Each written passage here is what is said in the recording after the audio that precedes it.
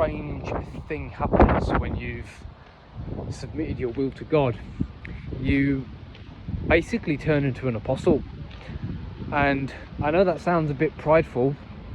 It's not prideful at all, because you've essentially said that my will and my own self is so low, so wretched, so unconceivably worthless that I cannot do this by myself, that I am not capable of accomplishing a damn thing by my own self, and that I require God for everything that I do.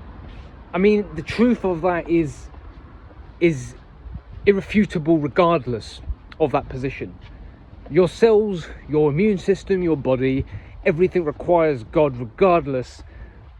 So it doesn't make any difference whatsoever if it's a conscious ascension to this fact or it's an unconscious denial of that fact, which is what most people are doing. Most people are living in the illusion that they are the ones that are doing it, that their will is something that is important.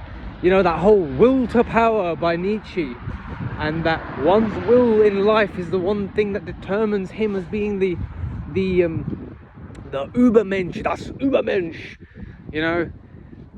And these ideas spanned the fascists, and they even spanned people like Karl Marx, because they all said that it's our will that shapes destiny. And then you go deeper into Hegelian dialect, and I could even throw in Kant a little bit in there, and then you have Plato. Here's the thing, all of that says that God doesn't exist, not real, and we are the ones that have to do everything. I have a simple question for anyone that thinks that way. Were you intelligent enough to create this universe? If all things that exist have to them an intelligent functioning, then wouldn't that assume that it has a designer? Wouldn't that assume that it has an intelligent being to it? I mean, I'm not even saying and asserting anything. I'm just saying that things that work and have a function and a logic and an operative fashion to them usually have a design. If human beings function very much like a computer, very much like a program, very much like anything really that functions, are you telling me that it doesn't have a designer? The atheistic argument is a satanic argument, and it's so satanic that it actually spanned the Nietzschean philosophies, which then gave breed to the Marxists and then the Nazis. And both of these guys went out and they murdered millions of people in the names of their ideologies, satanic ideologies, because they were all self-centered. Anything that is centered on the self is satanic. Satan never asks you to worship him. He doesn't care about that. He doesn't want you to worship him. That's not his goal. His goal is that you worship yourself, so that you don't worship God, so you don't submit to God. He doesn't want you to submit and rise to the nature of the angels themselves. But anyway, something strange happens when you do submit your will to God.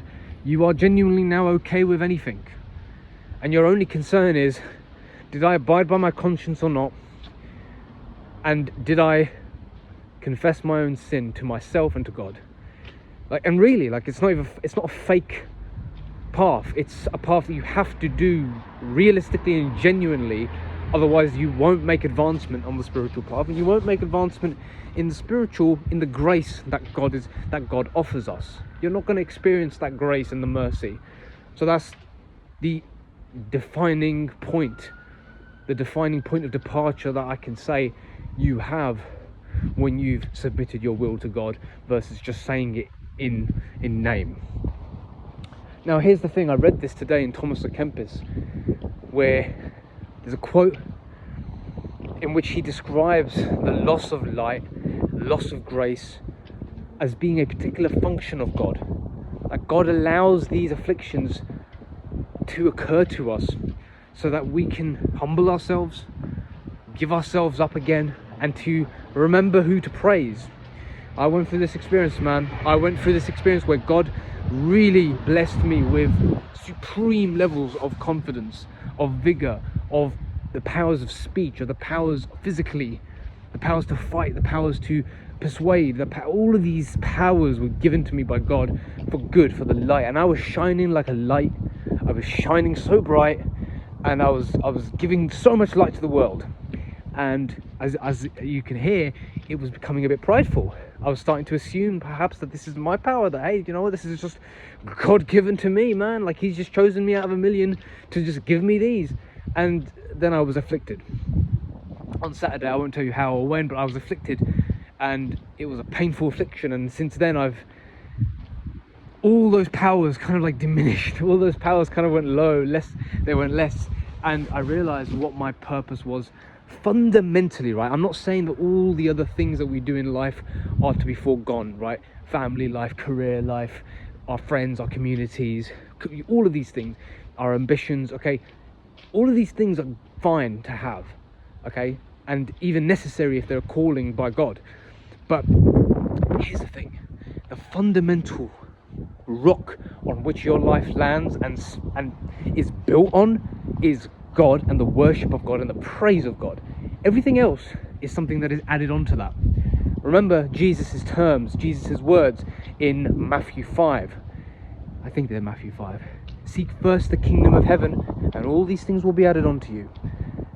These are fundamental verses that guide your life, right?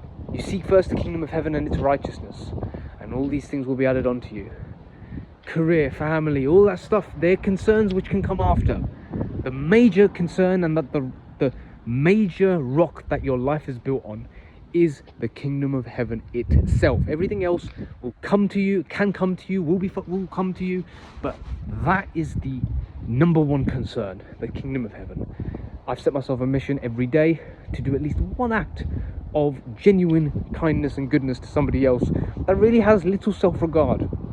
Usually we think of charity as being a physical, monetary equivalent of giving something to someone, because it's fulfilling our charitable nature, our charitable calling by God, which is selfless giving. And we need to do that. That's what we have been called to do, to be selfless givers.